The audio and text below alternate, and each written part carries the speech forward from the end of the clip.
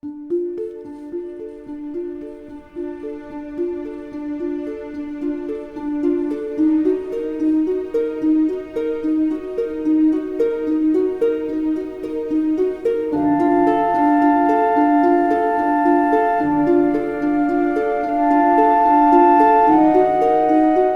and gentlemen, Vous écoutez Close-Up Dramatique, le balado sur l'âge d'or d'Hollywood.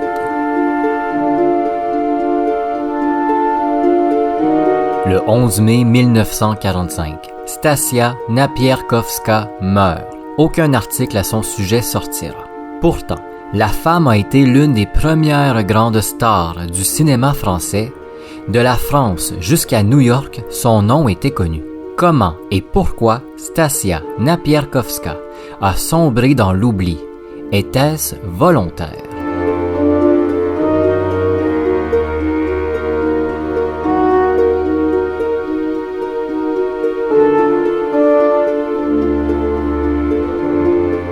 Jason Duval avec vous pour ce nouvel épisode de Close-Up Dramatique. Je suis vraiment très heureux aujourd'hui de vous parler d'une femme, d'une danseuse, d'une actrice qui est tombée un peu dans l'oubli, Stasia Napierkowska. Aujourd'hui, son nom évoque que très peu de choses, mais elle a été pourtant l'une des stars les plus imposantes, les plus importantes en France des années 10 jusqu'aux années 20. Elle a dansé avec Mistinguett et est allée jusqu'à New York grâce à ses talents incroyables, jamais vus pour l'époque. Elle est apparue dans la célèbre série de films Les Vampires. Elle était synonyme de grâce, d'élégance. Aujourd'hui, c'est comme si je dépoussiérais la gloire, le succès de Stasia Napierkowska pour lui redonner un peu, très peu même, de mérite. J'espère que vous allez être autant fasciné que moi par sa carrière. Je vous invite aussi à bien regarder sa photo pour comprendre comment elle avait vraiment quelque chose de captivant. Je commence tout de suite. La future Stasia Napierkowska naît en plein cœur de Paris en 1886 d'une mère française et d'un père polonais émigré en France. Sa mère a vécu le siège de Paris de 1870-1871 par les Allemands et est restée très marquée par l'événement. Sur certains sites consacrés à Stasia, on peut même lire que sa mère avait des flashbacks très violents.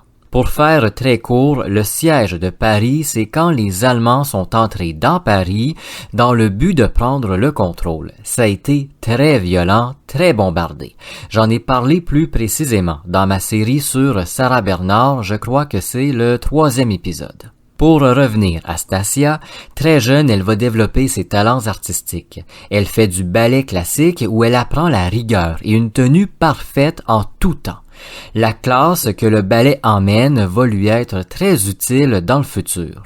À l'adolescence, elle commence à performer à l'opéra-comique, mais non pas en faisant du ballet, mais bien des danses plus exotiques. Ça fait plusieurs années qu'elle s'intéresse et fait de la danse exotique, et avec son engagement à l'opéra-comique, elle décide d'en faire son art principal. Un choix judicieux qui lui emmène d'autres contrats comme celui de faire la première partie de Mistinguett aux Folies Bergères.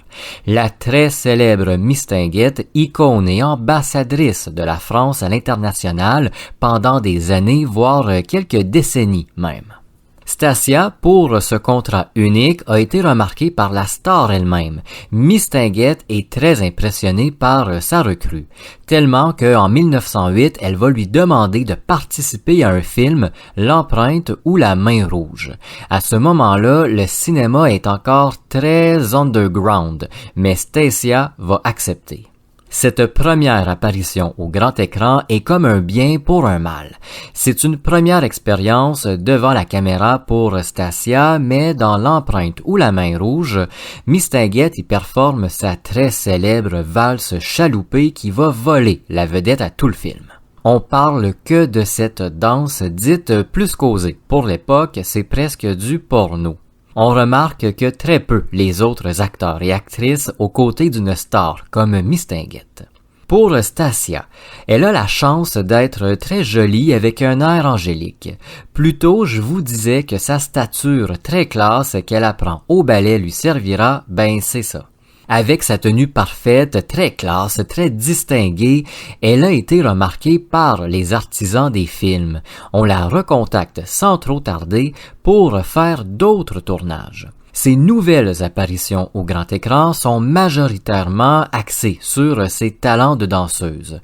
On joue pas encore sur son talent de comédienne ou d'actrice. En quelques apparitions seulement, elle signe déjà sa marque de commerce, la façon dont elle fait bouger ses costumes, ses robes et ses voiles. C'est très doux, très lent, c'est hyper artistique.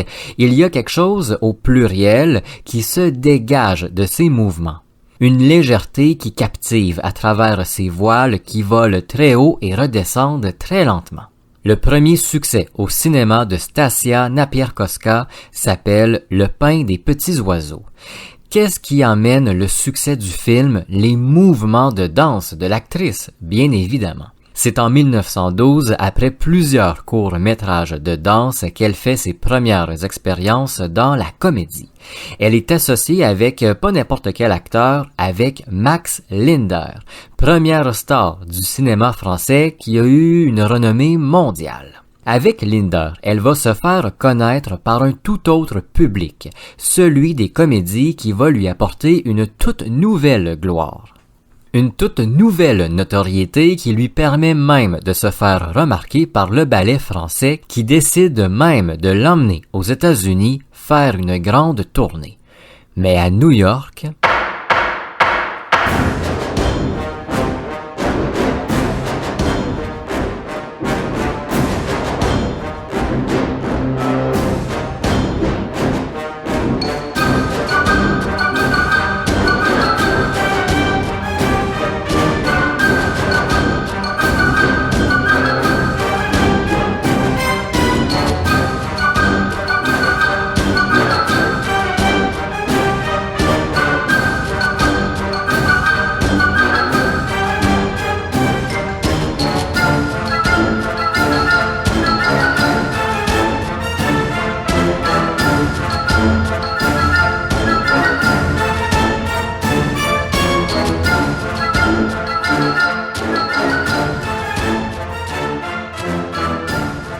En 1912, Stasia Napierkowska est une nouvelle star, une nouvelle vedette.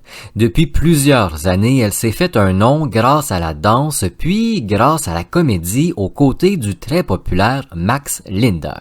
Comme je disais, en 1912, elle part pour les États-Unis avec le ballet français pour y faire une très grande tournée. Une tournée couronnée de succès qui passe par New York où un événement étrange va arriver. Dans la future grosse pomme, Stasia est arrêtée en pleine représentation pour indécence. Ses numéros sont si osés pour l'époque que les autorités trouvent que c'est trop. Selon la police new-yorkaise, un nombre très élevé de plaintes se seraient rendues à eux. Des plaintes qui concernent une danseuse française et de la danse de l'abeille qui représenterait un danger pour la bonne morale et les bonnes mœurs de la ville. Qu'est-ce que la danse de l'abeille et pourquoi elle provoque autant d'émoi? Je vous explique. La danse de l'abeille, c'est une danse créée par Stasia Napierkowska, un numéro où elle enlève le dos de sa robe puis le bas, laissant voir une très grande partie de son corps, ses jambes surtout. Le fait de retirer ces parties de son costume lui permet de faire de très grands mouvements très lents et gracieux, tout en faisant voler ses voiles. C'est très osé pour l'époque parce qu'on laisse entrevoir toutes les jambes de haut en bas. Stasia est alors arrêtée par la police, fait la une des journaux et même emmenée devant un juge. Un procès qui a lieu dans une salle blindée de curieux. Elle est finalement reconnue non coupable au bout de quelques heures. Au bout de quelques heures, comme je disais, mais surtout après y avoir performé la scandaleuse danse de l'abeille devant le juge. Le juge, impressionné par le numéro, aurait jugé qu'il n'y avait rien de très offensant, mais reconnaît quand même la nature olé olé de tout ça. L'important pour nous aujourd'hui, c'est que Stasia Napierkowska n'est pas reconnue coupable. Toute cette affaire lui apporte encore une nouvelle notoriété. On a beaucoup parlé d'elle, on parle encore beaucoup de la danseuse et les salles sont pleines à craquer. Il y a même certains soirs où des personnes debout dans les allées assistent aux représentations. À son retour, la danseuse et actrice aura que très peu de bons mots sur les États-Unis. Même qu'elle dit garder aucun bon souvenir de ce peuple mal élevé qui la regardait comme un morceau de steak. Une fois de retour en France, elle va tourner et apparaître dans la célèbre série de films Les Vampires. Elle y joue dans le second épisode La bague qui tue, qui va connaître un solide succès. Elle a choisi pour le film de porter son costume noir le plus moulant pour y performer quelques danses très osées encore une fois. Pourtant, seul son nom aurait suffi à la publicité, mais ajouter à ça le costume, c'est presque l'euphorie autour du second épisode des Vampires. Au même moment, à Rome, elle devient presque une star nationale. Elle fait plusieurs films italiens et le public l'adopte. Elle devient si aimée qu'on produit à Rome une série de photos qu'on vend dans des commerces afin de mousser sa popularité davantage. Est-ce qu'elle en avait vraiment besoin? Je le sais pas. Jusqu'aux années 20, Stasia Napierkowska va jouer dans des films artistiques. Elle contribue à l'avancée technologique du cinéma européen et elle est la première européenne à avoir des plans rapprochés, des gros plans et surtout à avoir des éclairages complexes. Une luminosité pensée que pour elle, que pour ses mouvements qui ont fait sa renommée. En plus des éclairages, des plans rapprochés, elle contribue à l'avancement des déplacements de caméra. Pour elle, afin qu'elle puisse se déplacer sur de plus grandes distances, on crée les premières rails sur lesquels les caméras peuvent se déplacer. De cette manière, on peut la suivre dans tous ses déplacements sans presque aucune limite. Malheureusement pour l'histoire et pour nous, la grande majorité de ces films sont perdus aujourd'hui. La plupart ont été mal conservés et il est impossible de les regarder et même de les restaurer. En 1921, la danseuse veut moins danser, justement. Elle vieillit, elle comprend que certains mouvements ne sont plus autant gracieux qu'avant. Elle refuse de danser dans plusieurs films, puis est vivement critiquée par le public et les journalistes. Les médias vont être très méchants avec elle à partir d'ici. On écrit qu'elle a pris du poids, que c'est la principale raison pour laquelle elle ne danse plus. On écrit que ses grosses cuisses, je cite, ne seraient plus synonymes de grâce, d'exotisme et même d'élégance. Sans compter tous les articles où on affirme sans preuve que ses costumes ne lui vont plus. Stasia va continuer, malgré les critiques à son égard, à tourner jusqu'en 1926. À partir de là, elle va se retirer drastiquement de l'œil public. Dans les années 30, elle profite de la vie et tombe dans un oubli volontaire. Elle se pose à Paris où elle vivra presque tout le reste de sa vie. Fréquente les milieux classes et mondains, elle refuse tout retour, toute offre de performance que ce soit sur une scène ou devant une caméra. Elle refuse toute entrevue, refuse de parler de ses heures de gloire. Plus de séances photos, plus d'articles à son sujet. Elle refuse catégoriquement que ses films ressortent en salle. C'est une autre vie, elle est oubliée, elle veut être oubliée. Le 11 mai 1945, Stasia Napierkowska meurt à 58 ans dans une indifférence totale.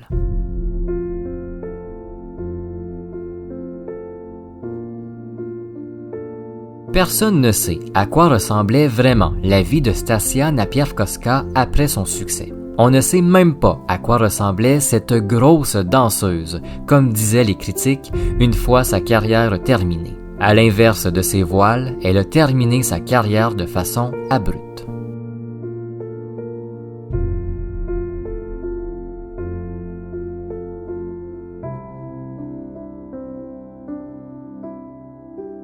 Merci d'avoir écouté Close-Up Dramatique. Si vous le voulez, vous pouvez laisser une note à cet épisode ou même au balado, peu importe la plateforme d'écoute.